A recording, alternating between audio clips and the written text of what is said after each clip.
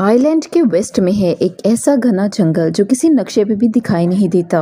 कहते हैं कि ये जंगल भटकती आत्माओं को अपनी तरफ आकर्षित करता है, ठीक वैसे ही जैसे कोई पतंगा रोशनी की तरफ खींचा चला आता है। और कोई भी इस जंगल के राज को जान नहीं पाया, क्योंकि जो भी वहाँ पे गया कभी लौट के नहीं आया। उसी जंगल में एक आदमी बेतहाशा भागे जा रहा था। उस वक्त दिन के 12 बज रहे थे और ये आदमी सूरज को देखते हुए आगे बढ़ रहा था। और अब सूरज भी ढल चुका था, लेकिन उसने भागना नहीं छोड़ा। और अब भागते भागते उसे एक ऐसा पॉइंट मिला जिसपे लिखा था पॉइंट ऑफ नो रिटर्न, यानी यहाँ से कोई वापस नहीं जा सकता। वो आदमी इस साइन बोर्ड से आगे बढ़ गया और घंटों तक भागता ही रहा। तभी एक जगह आके वो अचानक रुक गया और उसका चेहरा खौफ से भर आया, क्योंकि उसके सामने वही 108 वाला साइन बोर्ड था। यानी वो घूम फिर के दोबारा से उसी साइन बोर्ड के पास आ पहुंचा था। और इसके साथ ही दिन ढल गया और अंधेरा होते ही सारे पंछी वहाँ से दूर भाग गए। न जाने उस जगह पे क्या था कि जंगल के जीव भी वहाँ से खौफ खा रहे थे। छुपने की कोई जगह भी नहीं थी और ये आदमी बहुत ज्यादा डर रहा था, इसीलिए दरख्त पे चढ़ जाता है। और उसकी बदकिस्मती कि वो इतने ऊंचे दरख्त से नीचे गिर गया। वो जिंदा तो था, लेकिन बुरी तरह से जख्मी हो चुका था। घसीटते हुए वो अपने बैग के पास आया और अपने बैग से एक खंजर निकाल के दरख्त की ओर पे बैठ गया। तभी उसे अपने आसपास से किसी के गुर्राने की आवाज आई। और अब हम देखते हैं कि कोई उसे खींच के ले गया। खींचने वाला कौन था ये नहीं दिखाया जाता, लेकिन हमें इस आदमी की दर्द भरी चीखें सुनाई दी गई। अब सीन कट होता है और 6 दिन बाद हमें मीना नाम की एक लड़की को दिखाया जाता है। मीना की ना कोई फैमिली थी ना कोई फ्रेंड, सिवाय एक बहन के। इस वक्त वो एक बर्ड स्टोर में काम कर रही थी और इसका बॉस उसे एक पैरट को जू में छोड़ने का कहता है। और अब मीना इस पैरट को अपने घर ले जाती है, क्योंकि उसे अगले दिन जू जाना था। और अब रात उसने इस पैरट के साथ गुजारी और फिर सुबह होते ही वो इस पैरट को लेके जू की तरफ निकल गई। लंबी सड़क पे चलते चलते शायद उसने गलत टर्न ले लिया और वो पहुंच गए जंगल के बीचों बीच। और ये वही जंगल था जहाँ पे पहले हम एक आदमी को गायब होते देख चुके हैं। पहले तो वो अपनी गाड़ी के जरिए ही जंगल के अंदर जाती रही, लेकिन जब उसे यहाँ से बाहर जाने का रास्ता समझ नहीं आया तो उसे अपनी गाड़ी से नीचे उतरना पड़ा। उसे लगा कि शायद यहाँ पे करीब में कोई होगा जिससे वो मदद मांग सकती है, और इसीलिए वो पैरट को लेके आगे बढ़ जाती है। और अब अंधेरा भी गहरा होता जा रहा था और अब अंधेरा होते ही एक बार फिर से सारे परिंदे यहाँ से उड़ जाते हैं। और मीना को अब डर लगने लगा था, क्योंकि जमीन भी जोर जोर से हिल रही थी। उसे अपने इर्द गिर्द किसी के होने का भी एहसास होता है। दूर एक बूढ़ी औरत भाग रही थी और अब मीना भी उसका पीछा करने लगती है। मीना उससे मदद मांग रही थी, लेकिन वो बूढ़ी औरत रुकती नहीं, बस भागे जाती है। और मीना जब उसका पीछा करते करते थक गई तो वहाँ पे रुक गई। और उसके रुकने पे बूढ़ी औरत कहती है कि अगर बचना चाहती हो तो तेजी से भागती हुई हमारी तरफ आओ। और ये सुनते ही मीना दोबारा से उस बूढ़ी औरत की तरफ भागी और वो बूढ़ी औरत उसका हाथ पकड़ के एक घर में ले आई। और उसके घर आते ही उसने इस घर को लॉक कर दिया। एक्चुअली ये कोई घर नहीं था, बल्कि एक काफी अजीब कमरा था, जिसके सामने एक बहुत बड़ा सा मिरर लगा हुआ था। और इस बूढ़ी औरत के साथ यहाँ पे 2 और लोग भी थे। और अब मीना उनसे घबरा के पूछती है कि ये कौन सी जगह है। ये लोग कोई जवाब नहीं देते और उसे मिरर के सामने सीधा खड़ा होने को कहते हैं, क्योंकि कोई उन्हें देखने आ रहा था। मीना उनसे पूछती है कि आखिर कौन देखने आ रहा है। तो वो बूढ़ी औरत, जिसका नाम मैडेलाइन था, वो कहती है कि हमें वॉचर देखने आ रहे हैं। और इसके साथ ही इर्द गिर्द से अजीब सी आवाजें भी गूंजने लगी। और इस बूढ़ी औरत ने बताया कि वॉचर तुम्हारे आने से बहुत खुश हैं और वो यहाँ तालियां बजा रहे हैं तुम्हारे लिए। और मीना बुरी तरह से कंफ्यूज थी। मैडलिन, जिन्हें वॉचर बता रही थी, ना तो उन्हें मूवी में और ना ही मीना ने, और यहाँ तक कि किसी ने भी नहीं देखा था। और अब ये सब कुछ देख के मीना काफी ज्यादा डरी हुई थी। और मैडलिन ने मीना से कहा कि तुम्हें डरने की कोई जरूरत नहीं, तुम बस घर में जैसे रहती हो वैसे ही रहो, वॉचर सिर्फ यही देखना चाहते हैं। और इसके बाद बाकी सभी सो गए, लेकिन मीना डरी सहमी शीशे के सामने बैठी सुबह का इंतजार करती रही। और अब जैसे ही दिन चढ़ा, मीना बाहर आई और एक दिशा में भागती चली गई। लेकिन तभी आगे चल के रास्ता ही खत्म हो गया। मीना ने देखा कि वो एक पहाड़ की चोटी पे खड़ी है, जहाँ पे दूर दूर तक घने जंगल के अलावा कुछ नहीं था। और वो मायूस होके वहीं बैठ गई। तभी उसके कंधे पे किसी ने हाथ रखा और मीना ने पलट के देखा तो वो मैडलिन थी। मैडलिन ने कहा कि हम पहले भी कोशिश कर चुके हैं लेकिन यहाँ से बाहर निकलने का कोई रास्ता नहीं है, मेरे साथ चलो, मैं तुम्हें कुछ दिखाती हूँ। और ये कहते हुए मैडलिन मीना को जंगल में कहीं ले जाने लगी और रास्ते में मैडलिन ने उसे बताया कि जंगल में हम सब शिकार हैं और वॉचर शिकारी। और मैडलिन ने उसे ये भी बताया कि वो वॉचर सिर्फ रात को बाहर निकलते हैं, दिन के वक्त हम जंगल में आजाद घूम सकते हैं। दिन ढलने के बाद कोई भी अगर घर से बाहर रहता है तो वो इन वॉचर्स का शिकारी हो जाता है। और ये बताते हुए मैडलिन उसे एक साइन बोर्ड के पास ले आई जिसपे लिखा हुआ था पॉइंट ऑफ नो रिटर्न, यानी वापसी का कोई रास्ता नहीं। मैडलिन ने उसे आगे ये भी बताया कि तुमने ऐसे साइन बोर्ड पहले भी यहाँ देखे होंगे। दरअसल ये साइन बोर्ड लाइन मार्क हैं जो कि सर्कल के आकार में हमारे चारों तरफ लगे हुए हैं और इस जंगल के बीचों बीच है हमारा वो घर और इस घर से साइन बोर्ड तक पहुँचने में आधे दिन का समय लगता है, जिसका मतलब साफ जाहिर था कि अगर हम इन बोर्ड मार्क के अंदर रहेंगे तो हमारे पास दिन ढलने से पहले पहले घर के अंदर आने का टाइम होगा, लेकिन अगर हम इन साइन बोर्ड को क्रॉस करके दूर चले गए तो हमारे लिए दिन ढलने से पहले घर के अंदर वापस आना मुश्किल हो जाएगा और हम वॉचर का शिकार हो जाएंगे। और ये सुन के मीना ने सवाल किया कि आखिर ये अजीब सा घर और ये साइन बोर्ड किसने बनाए हैं। और मैडलिन बताती है कि ये सब एक प्रोफेसर ने बनाया था। और अब रात हो जाती है और वो सब उस घर के अंदर आ जाते हैं और हर रात की तरह वॉचर उन्हें देखने के लिए आते थे। और आज किरा नामी एक लड़की उनके सामने डांस करती है और वो कहती है कि ये सब कुछ उन्हें पसंद है। और ऐसा नहीं था कि उन्हें हर रात वॉचर के सामने सिर्फ खड़ा ही रहना होता था, वो जो चाहे कर सकते थे, लेकिन बस उनके सामने अपनी कमर नहीं कर सकते थे। और रात के वक्त तो सिर्फ उन्हें वॉचर का ही मसला था, लेकिन दिन के वक्त भी उन्हें काफी मसाइल का सामना था। ये हर रोज जंगल से कुछ न कुछ हंट करके लेके आते थे जिनसे उनका गुजारा होता था। अब अगले दिन कीरा और मीना दोनों जंगल से खाना इकट्ठा करने के लिए जाते हैं और मीना कीरा से सवाल करती है कि आखिर ये वॉचर चाहते क्या हैं। और अब कीरा कहती है कि मुझे भी कुछ खास पता नहीं, लेकिन मैडलिन के पास एक थ्योरी है और उसके मुताबिक ये वॉचर हमें देखते हैं, हमें ऑब्जर्व करते हैं और अगर हमने उन वॉचर्स को देखा तो हम पागल हो जाएंगे। और कीरा उसे जमीन पे मौजूद एक घड़ा दिखाती है और उसे कहती है कि जमीन पे ऐसे बहुत से घड़े मौजूद हैं। दिन के वक्त ये वॉचर इसी में रहते हैं, लेकिन रात में वो यहाँ से बाहर निकल आते हैं। और कीरा उसे ये भी बताती है कि उन्हें यहाँ पे फंसे हुए तकरीबन 6 माह गुजर चुके हैं। और कीरा उसे बताती है कि उसका हस्बैंड जंगल में रास्ता ढूंढने निकला है और उसे पूरा यकीन है कि वो जंगल से बाहर निकलने का रास्ता ढूंढ लेगा। और हमें पता लगता है कि कीरा का हस्बैंड वही आदमी था जिसे हमने मूवी के स्टार्ट में देखा था, जिसे कोई खींच के यहाँ से ले गया। अपने घर के करीब आने पे मैडलिन मीना को 3 रूल सिखाती है यहाँ पे जिंदा रहने के। सबसे पहला ये कि वो रात के वक्त अपने घर का दरवाजा नहीं खोलेगी और दूसरा ये कि वो रात के वक्त आईने की तरफ अपनी कमर नहीं करेगी और तीसरा ये कि वो दिन के वक्त जमीन पे मौजूद इन घड़ों के पास नहीं जाएगी। अब उस रात मीना उन वॉचर के बारे में जानना चाहती थी और इसीलिए वो इस दीवार के साथ कान लगा के खड़ी हो जाती है और जब उसे कुछ सुनाई नहीं देता तो वो मिरर के सामने अपनी कमर करके सो जाती है। और ऐसा करने पे उन वॉचर्स को गुस्सा आ चुका था और वो इस दीवार पे जोर जोर से मारने लगे थे और यहाँ तक के मिरर के अंदर क्रैक भी आ जाता है। अब शोर सुन के मैडलाइन भी जाग जाती है और वो मीना को शीशे के सामने सीधा खड़ा रहने का बोलती है और इसी तरह उनका गुस्सा ठंडा हो सकता था। खैर ये रात भी कट जाती है। अगले दिन मीना डैनियल के साथ शिकार पे जाती है। मीना अपने अच्छे दिन यहाँ पे जाया नहीं करना चाहती थी और इसीलिए वो यहाँ से निकलने की तैयारी कर रही थी। वो डैनियल से पूछती है क्या तुमने आज तक किसी वॉचर को देखा? तो डैनियल ना में जवाब देता है। तो मीना डैनियल को कहने लगती है मुझे लगता है कि ये सब मैडलिन की बनाई हुई कहानियां हैं जिसके अंदर वो हमें फंसा रही है। हमें जरूर इन घरों में जाके उसे चेक करना चाहिए। हो सकता है कि हमें यहाँ से बाहर जाने का कोई रास्ता मिल जाए। और डैनियल जो कि खुद यहाँ से बाहर जाना चाहता था वो मीना की बातें मान लेता है और अब मीना खुद को रस्सी बांध के उस घड़े के अंदर उतरती है और रस्सी का दूसरा हिस्सा डैनियल ने पकड़ा हुआ था ताकि अगर मीना को कुछ भी हो तो वो जल्दी से मीना को बाहर खींच ले।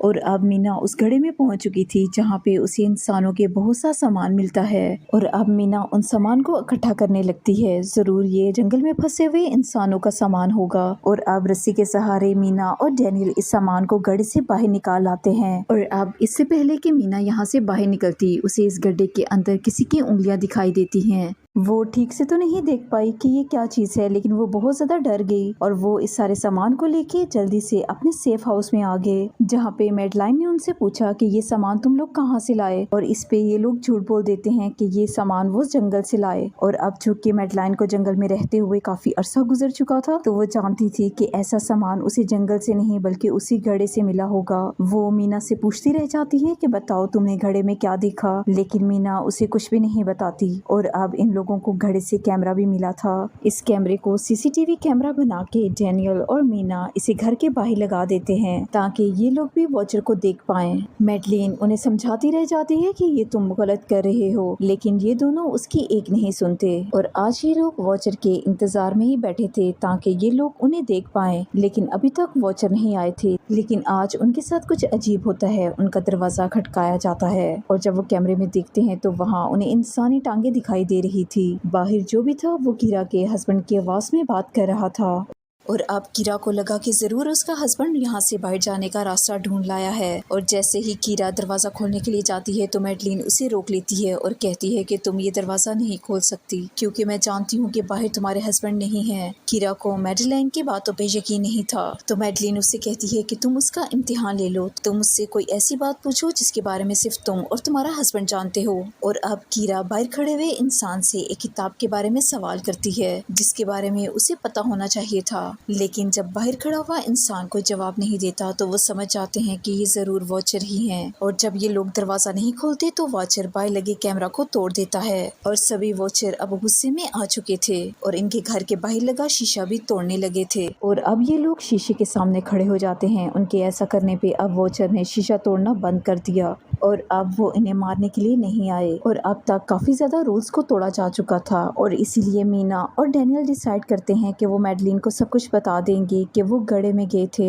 और इससे मैडलिन उन पे बहुत गुस्सा करती है क्योंकि उन्होंने एक रूल तोड़ दिया था। और मैडलिन उस घड़े से लाया हुआ सारा सामान वापस घड़े में फेंक देती है और वो मीना से कहती है कि इस बार तो वॉचर ने हमें माफ कर दिया है, लेकिन अगली बार नहीं करेंगे। और ऐसा नहीं कि मुझे यहाँ से बाहर नहीं निकलना है, लेकिन हमें नियमों के दायरे में रह के यहाँ से बाहर निकलना है। इस पे मीना ने भी हामी भरी और बाहर जाने का रास्ता ढूंढने लगी। उसने सेफ हाउस से साइन बोर्ड तक जाने का आसान रास्ते का नक्शा बनाया और उन रास्तों में आने वाले पेड़ों पे निशान लगाती गई। उसी दौरान उसे जंगल से कहीं से कोई आवाजें आई और जब मीना भाग के वहाँ पे गई तो देखा तो वो मैडलिन थी जो कि डैनियल को डांट रही थी क्योंकि उसने अभी तक कोई शिकार नहीं किया था। और मीना उन्हें छोड़ के वापस सेफ हाउस में कीरा के पास आ गई और कुछ ही देर बाद उन्हें जंगल से किसी के चीखने की आवाज आई। और जब ये दोनों बाहर भाग के गए तो देखा कि डैनियल ने मैडलिन को रस्सियों से बांध रखा था और डैनियल ने कहा कि अब मैं इस बुढ़िया के कोई नियम नहीं मानूंगा और अब यहाँ पे सिर्फ मेरे रूल्स चलेंगे। और ये कह के वो सेफ हाउस की तरफ भागा और कीरा भी उसके पीछे भागी, लेकिन मीना वहीं पे रुक के मैडलिन की रस्सियां खोलने लगी। और तभी कुछ देर में दिन भी ढल गया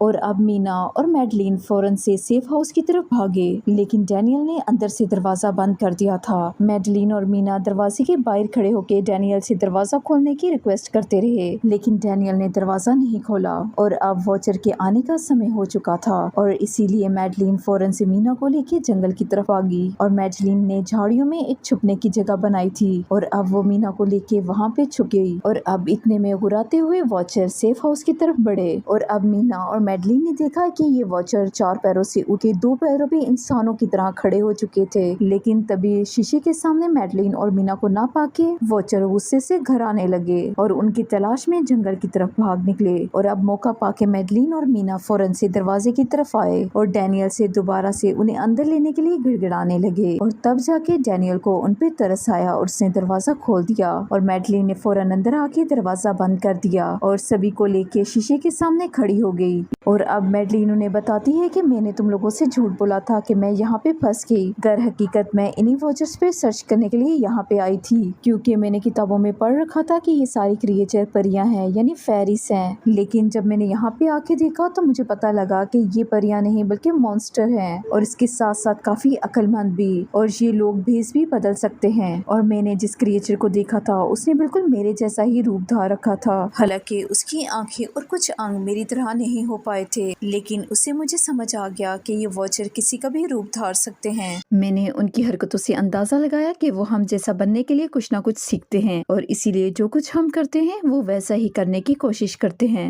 उनकी इन्हीं बातों के दौरान फिर से दरवाजा खटखटने की आवाज आती है और ये क्रिएचर अब उन्हीं की तरफ बोल रहे थे। अंदर आना चाहते थे लेकिन ये लोग दरवाजा नहीं खोलते और अगर ये लोग दरवाजा ना खोलते फिर भी क्या हो जाता। इन क्रिएचर में इतनी ताकत थी कि वो इस लोहे का दरवाजा तोड़ के अंदर आ जाते। इन लोगों को कहीं छुपना था लेकिन किसी को कुछ समझ नहीं आ रही थी। लेकिन तभी डैनियल की नजर फर्श पे पड़ती है और यहाँ पे फर्श थोड़ा ऊपर नीचे था और जैसे ही वो कारपेट उठा के देखता है तो नीचे एक बंकर था और अब ये उस बंकर का दरवाजा खोल के नीचे चले जाते हैं और बंकर बंद कर लेते हैं। ये लोग इस बात पे हैरान थे कि ये बंकर इतने अरसे से यहाँ पे था और इन लोगों को पता नहीं चला और इस बंकर के अंदर बहुत सी फैसिलिटीज थी, बहुत सा खाने का सामान, जदीद टेक्नोलॉजी और बहुत से कंप्यूटर्स थे। मीना ये जानना चाहती थी कि आखिर ये जगह किसने बनाई और इसीलिए वो इस कंप्यूटर को ऑन कर लेती है। इस कंप्यूटर पे इंटरनेट तो नहीं था लेकिन बहुत सा डेटा सेफ था और इसे ओपन करने पे उन्हें पता लगता है कि ये जगह प्रोफेसर मार्टिन ने बनाई थी। दरअसल इस प्रोफेसर को इन क्रिएचर्स के बारे में पता था और चूंकि वो इन क्रिएचर पे रिसर्च करना चाहता था और इसीलिए उसने ये बंकर बनाया था।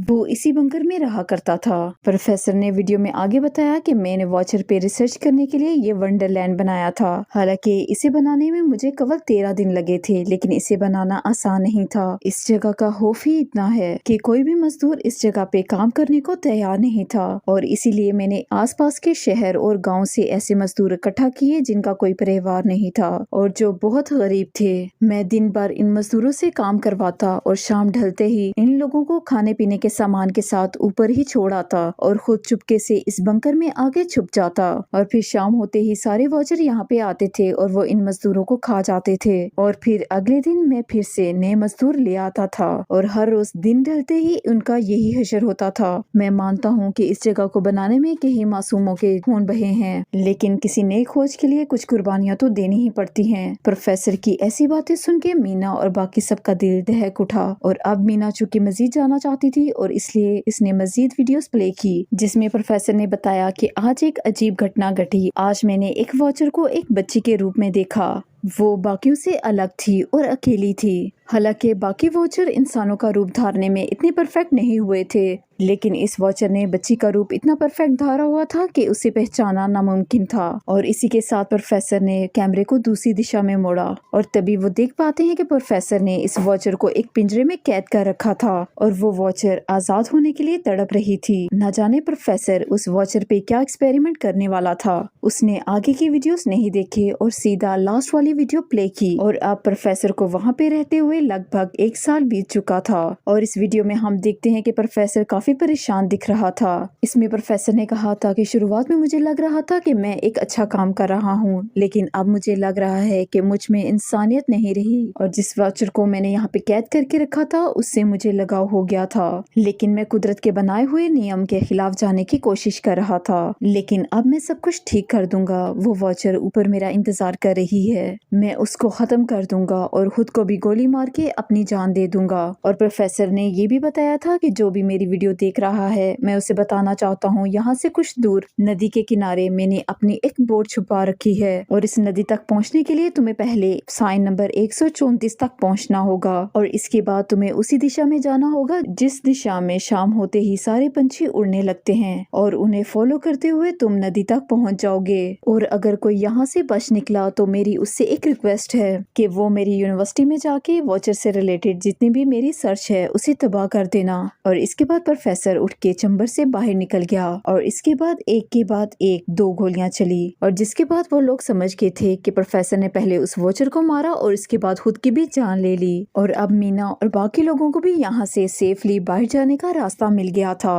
और अब सुबह होते ही ये लोग बाहर आए और प्रोफेसर के बताए हुए रास्ते के मुताबिक वो साइन नंबर 134 पे आए लेकिन अब उससे आगे बोर्ड तक उन्हें कोई पंछी ही लेके जा सकता था। लेकिन परिंदे तो शाम के वक्त उड़ने वाले थे। लेकिन खुशकिस्मती से मीना के पास उसका पैरट था। अब मीना ने अपने पैरट को आजाद किया, जो कि उड़ते हुए नदी की तरफ जाने लगा और अब मीना और बाकी लोग उसे फॉलो करने लगे। वो घंटों तक बेतहाशा उस पैरट का पीछा करते रहे, लेकिन नदी तक पहुंचने से पहले ही दिन ढल गया और अब खूनखार वॉचर गड्ढों से निकल के तेजी से उनकी तरफ बढ़ने लगे। मीना और बाकी लोग पूरी रफ्तार से पैरट का पीछा कर रहे थे और खुशकिस्मती से थोड़ा आगे जाते ही उन्हें बोट मिल गई, जिसे देख के उनकी खुशी का कोई ठिकाना न था। ये फौरन सभी बोट की तरफ जाने लगे, लेकिन तभी डैनियल को जंगल से कीरा के हस्बैंड की आवाज आने लगी। डैनियल ने देखा कि कीरा का हस्बैंड जख्मी हालत में उनसे मदद मांग रहा है और बाकी सब बोट पे जा चुके थे और इसीलिए डैनियल अकेला उसकी मदद करने के लिए चला गया। और अब डैनियल कीरा के हस्बैंड को खींचते हुए बोट की तरफ लाने लगा। तभी कीरा अपने हस्बैंड का टेढ़ा मेढ़ा हाथ देख के समझ गई कि वो उसका हस्बैंड नहीं है, बल्कि कोई वॉचर उसके पति के रूप में है। कीरा ने चला के डैनियल को मना किया, लेकिन तब तक बहुत देर हो चुकी थी। वॉचर डैनियल को लेके जंगल की तरफ जाने लगे और अपने तेज तरीन नाखूनों के साथ उसकी गर्दन ही नोच डाली। और अब ये सीन देख के मीना और कीरा की सांसें ही रुक गई। इतनी देर तक मैडलिन बोट को पानी में उतार चुकी थी। उसने मीना और कियारा को जल्दी से बोट पे आने को कहा और उन्हें बताया कि वॉचर नदी में उनका पीछा नहीं करेंगे। अब ये सुन के वो दोनों भी बोट पे आ गए और ये लोग यहाँ से बाहर निकलने लगे और सारे वॉचर्स आधा अधूरा इंसानी शक्ल लेके नदी के किनारे खड़े उन्हें देखते रहे। और सुबह तक ये तीनों नदी से निकल के एक ब्रिज तक पहुँच चुके थे। उस ब्रिज से एक सड़क निकलती थी जहाँ पे गाड़ियाँ आ जा रही थी। उन तीनों ने वहाँ से एक बस पकड़ी और अपने अपने घर को चल दिए। और अब अपने घर आने के बाद मीना ने सुकून की सांस ली। और अब हम देखते हैं कि कुछ दिन बाद मीना प्रोफेसर की यूनिवर्सिटी में आती है और प्रोफेसर के कहे के मुताबिक वो उसका डेटा डिस्ट्रॉय करने के लिए आई थी। और यहाँ पे उसे एक अजीब बात पता लगती है कि हजारों साल पहले जब इंसान और फेरिस इकट्ठे रहा करते थे तो इनकी शादी भी हो सकती थी। इंसान और फेरिस के बच्चे भी हुए, जिसे हाइब्रिड्स कहा जाता है। और उसे ये बात भी पता लगती है कि मैडलिन जो वहाँ पे थी वो कोई और नहीं बल्कि प्रोफेसर की वाइफ थी। और वो कंफ्यूज हो जाती है कि मैडलाइन ने उन्हें ये बातें क्यों नहीं बताई। और इस सारी कंफ्यूजन को दूर करने के लिए वो कीरा के पास आती है और वो कीरा को बताती है कि जंगल में हम जिससे मिले थे यानी मैडलाइन वो प्रोफेसर की वाइफ ही थी। और ये बात इसीलिए उसने हमें नहीं बताई क्योंकि वो इंसान नहीं बल्कि भेस बदलने वाली वही वॉचर थी। ये सुन के कीरा भी हैरान हो जाती है। असल में कई साल पहले प्रोफेसर की वाइफ मैडलाइन लंग कैंसर की वजह से मर चुकी थी। प्रोफेसर उनसे बहुत प्यार करते थे और वो उसी के साथ रहना चाहते थे। और फिर प्रोफेसर को पता लगा इन भेस बदलने वाली फेरिस के बारे में और अपनी वाइफ का फोटो दिखाते हुए उसने इस फेरी को मैडलाइन जैसा बना दिया। और ये सारी बातें वो कीरा को बता ही रही थी। तभी वो नोटिस करती है कि कीरा तो बाहर से आ रही है, तो जिससे वो बात कर रही है वो कौन है। तो यहाँ पे हमें पता लगता है कि जिससे वो बात कर रही थी वो असल में मैडलाइन ही थी, जिसने इस वक्त कीरा का बेस बदला हुआ था। और अब जैसे ही कीरा अंदर आती है मैडलिन इसे बेहोश कर देती है और इसके बाद वो मीना पे हमला करने के लिए आगे बढ़ती है ताकि उसका राज राज ही रहे कि मैं अकलौती थी जो जंगल में ऐसी थी और सभी फेरिस मेरा मजाक उड़ाया करती थी। मैं और बाकी फेरिस मुझे अपने साथ नहीं रहने देते थे क्योंकि मैं उनसे अलग थी और क्योंकि मैं वहाँ पे अकेली हो चुकी थी और इसीलिए मैं बाहर की दुनिया में आना चाहती थी। फिर एक दफा प्रोफेसर जंगल में आया और उसने मुझे एक पिंजरे में कैद कर दिया और उसने मुझे कहा कि मैं उसकी पत्नी का रूप ले लूं तो वो मुझे जंगल से बाहर ले जाएगा। और मैंने उसकी बात मान ली। प्रोफेसर ने मैडलिन की सारी बातें मुझे सिखाई, लेकिन बाद में उस धोखेबाज ने मुझे मारने की कोशिश की, लेकिन मैंने उसका ही काम तमाम कर दिया। तुम इंसान कभी भरोसे के लायक ही नहीं थे। तुम लोगों के अंदर सिर्फ जलन और नफरत ही भरी हुई है और अब चूंकि तुम मेरी सच्चाई जान चुकी हो और इसलिए तुम्हें मरना ही होगा। तुम्हें मारने के बाद मैं तुम्हारे बेस में इंसानों के बीच में रहूंगी। और ये कहते हुए मैडलिन ने मीना का रूप धार लिया और उसका गला दबाने लगी। और अब मीना ने उसे बताया, क्या प्रोफेसर ने तुम्हें नहीं बताया कि तुम दिन के वक्त भी बाहर निकल सकती हो? प्रोफेसर तुम्हें हाइब्रिड कहते थे क्योंकि तुम आधी इंसान हो और आधी फेरी। और ये सुनते ही मैडलिन ने मीना को छोड़ दिया और मीना ने कहा कि तुम वॉचर होने के साथ साथ इंसान भी हो और इसी वजह से तुम्हें पता है कि इंसानियत क्या होती है। इंसानों के बीच में कुछ बुराइयां तो होती ही हैं, लेकिन इसके साथ साथ उनके अंदर प्यार और भावनाएं भी होती हैं जो तुम में भी हैं। तुमने अब तक हमारी हिफाजत की है और अब तुम हमें मार नहीं सकती। और इसके बाद मीना ने मैडलिन से हमदर्दी जताते हुए कहा कि मुझे पता है दुनिया में अकेला रहना क्या होता है, लेकिन इस दुनिया में सिर्फ तुम अकेली ऐसी नहीं हो। दुनिया में बहुत से ऐसे हाइब्रिड्स हैं जो कि इंसानों के बीच में मुख्तलिफ रूप्स में रह रहे हैं। तुम्हें बस उन्हें ढूंढना है और इसके बाद तुम कभी अकेली नहीं रहोगी और कोई तुम्हें अजीब भी नहीं कहेगा। और ये सच्चाई जानने के बाद मैडलिन का रूप अपने आप ही अपने असली रूप में आने लगा और देखते ही देखते उसके पंख भी निकल आए और वो उड़ के छत पे जा बैठी और उसने मैडलिन से कहा कि मैं उम्मीद करती हूँ कि तुम्हारी बात सच हो। मेरी किसी से कोई दुश्मनी नहीं है, मैं बस चाहती हूँ कि मुझे मेरे जैसा साथी मिल जाए। और ये कहती हुई मैडलिन जंगल की तरफ उड़ गई और इसी के साथ ये कहानी यहीं पे खत्म होती है।